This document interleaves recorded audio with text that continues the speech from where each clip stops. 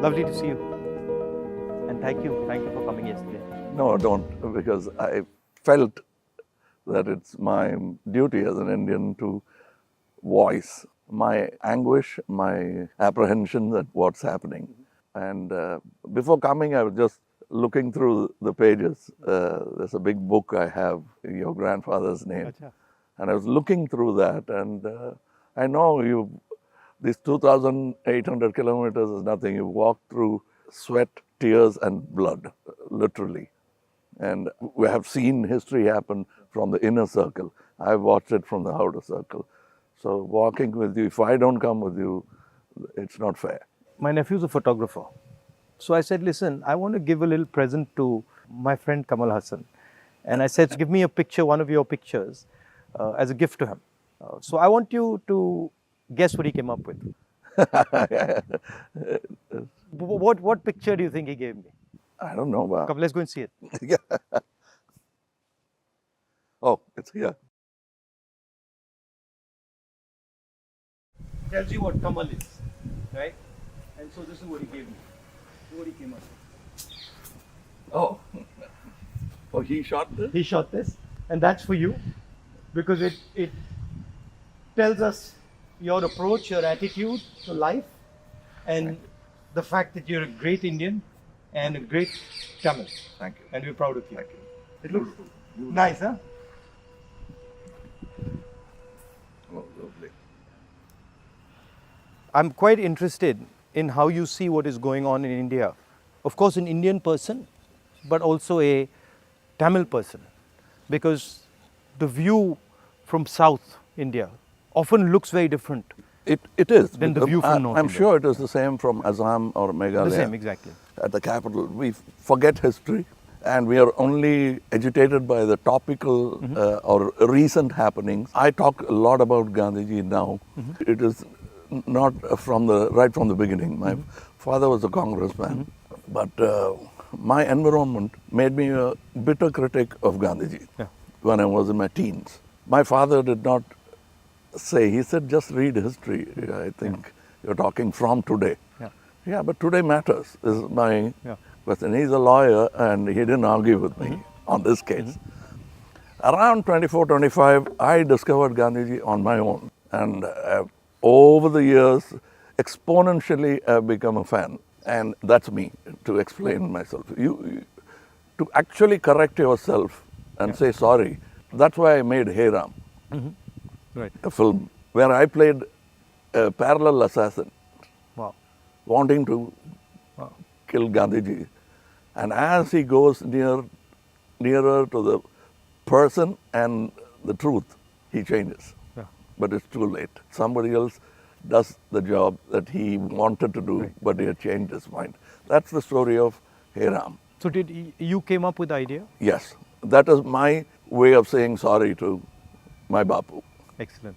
That's quite a sort of sophisticated, intelligent way of looking at the problem. Yeah, because I have to take the onus of all the crimes, including what happened in your family.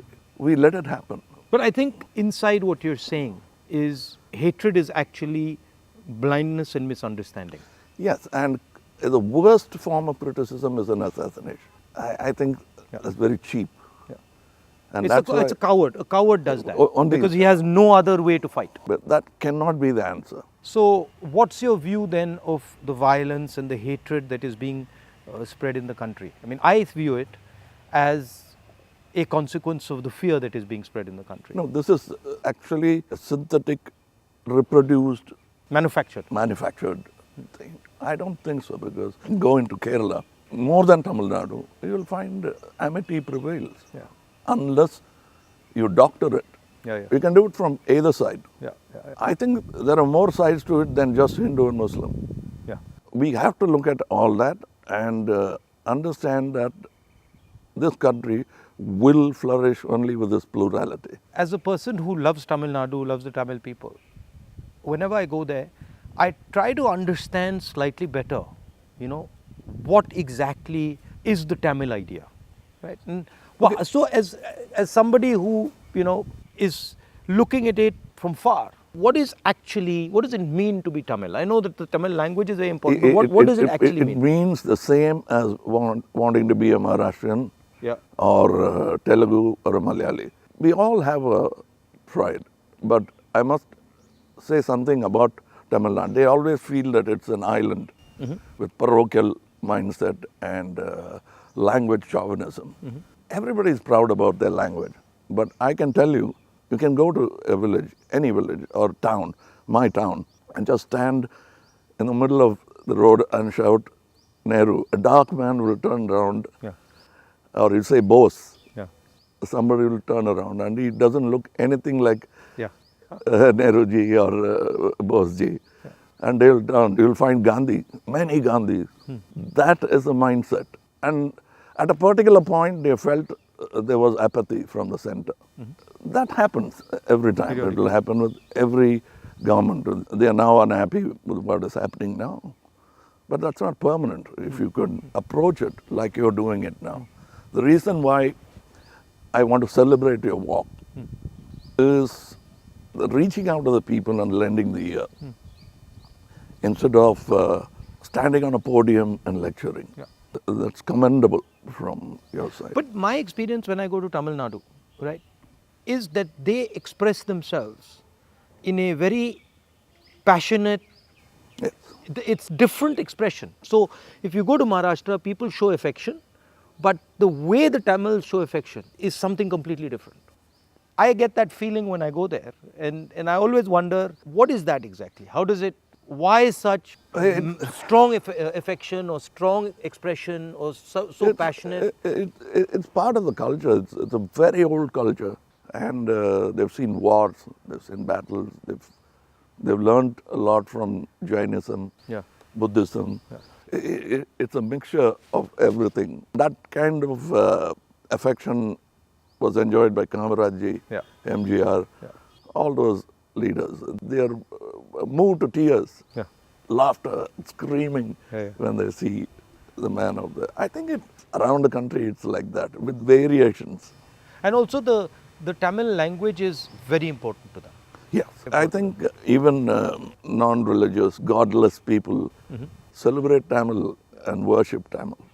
So you said you're doing this fashion business, and so you know a lot about what is going on in the rest of the world. How do you see the United States, China, these countries? Where do you see India's place in all this? Nowhere less than them, Yeah. but we should walk the talk. Yeah. Like you're doing, every Indian must walk the talk. I want to be, or simply resigning yourself to calling it a third world country. Yeah. You can't do that anymore. That's blasphemy. And you said in our earlier discussion that production has a lot to do with it. The ability to produce something and Yes. sell it outside India, not just in India. Yeah, we can't have a toddy mindset because you can't bottle it. It has to be had Right. then and there. We are in G20 not because of one government, Yeah. successive governments. Yeah. And whatever good they could do, that has accumulated and come to this day. Yeah, yeah. So we are aware of that. And you were talking about China. I want you to say more. The security of the country, both internal and external. Yeah. Your opinion on it. I was speaking to some ex-servicemen the other day, and I was mentioning to them that security today in the 21st century, it's not good enough just to say, okay, what do our borders look like, right? Because security today has become a holistic thing.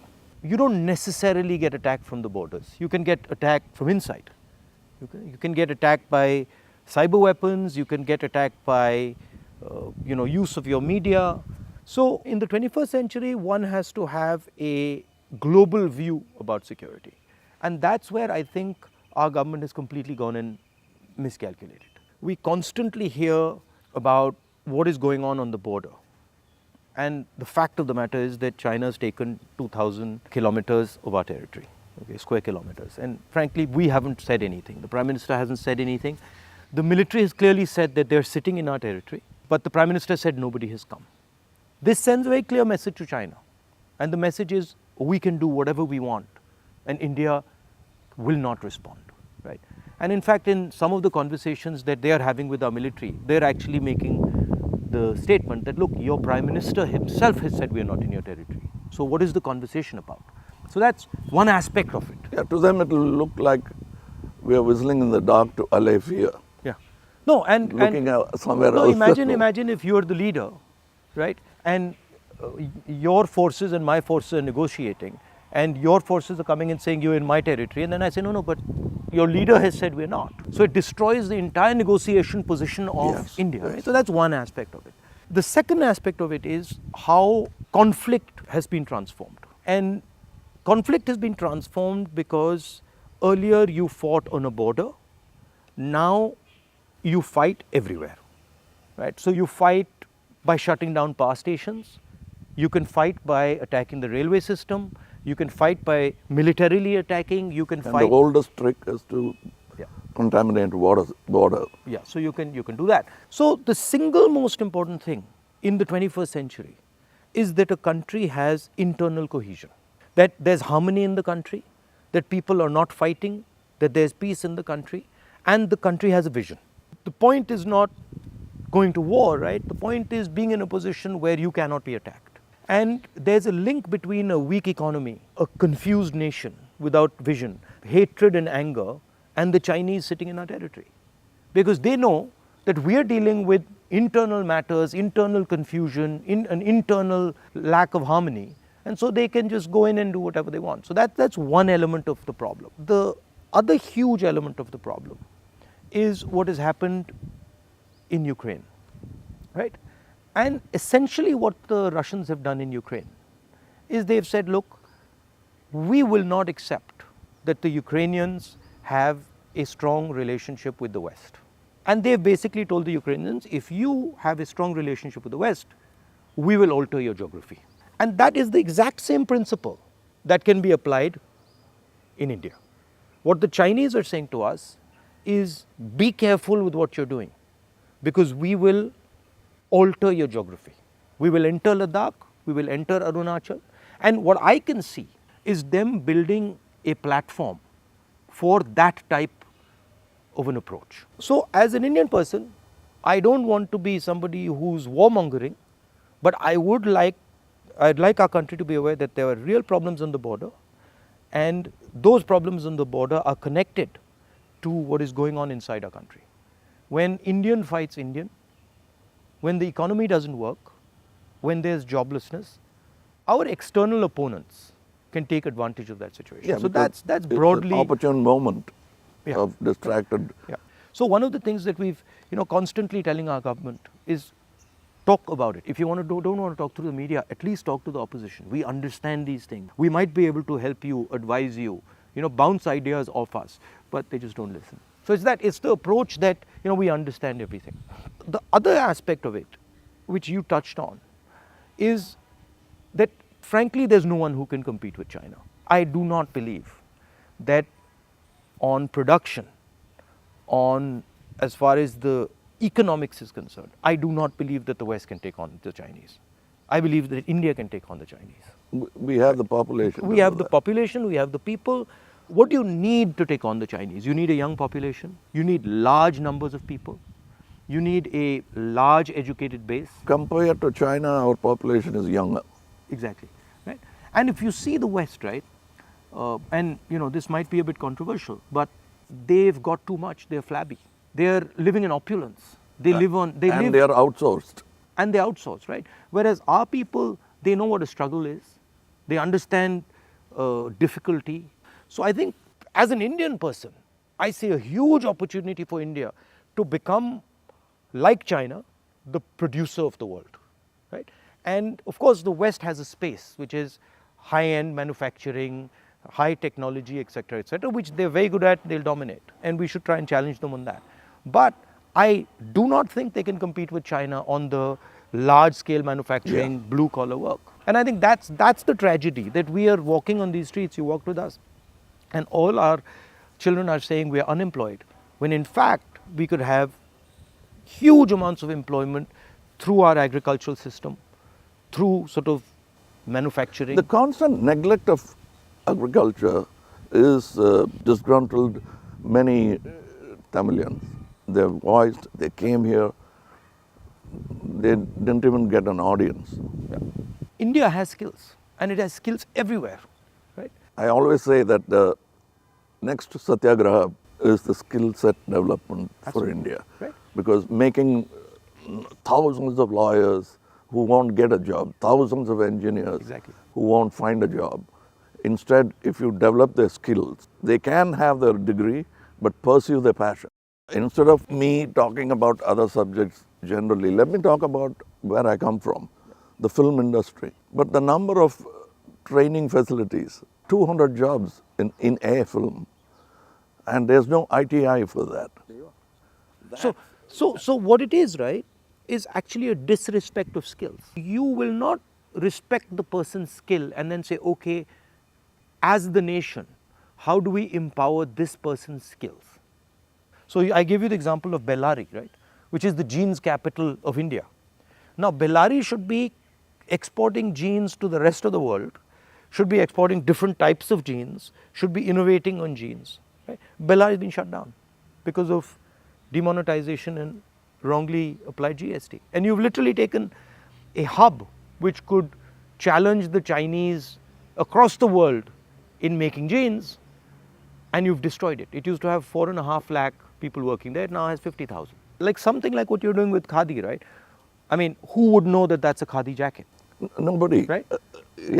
More than the publicity of it, the reach of it. Exactly. And Americans are loving it.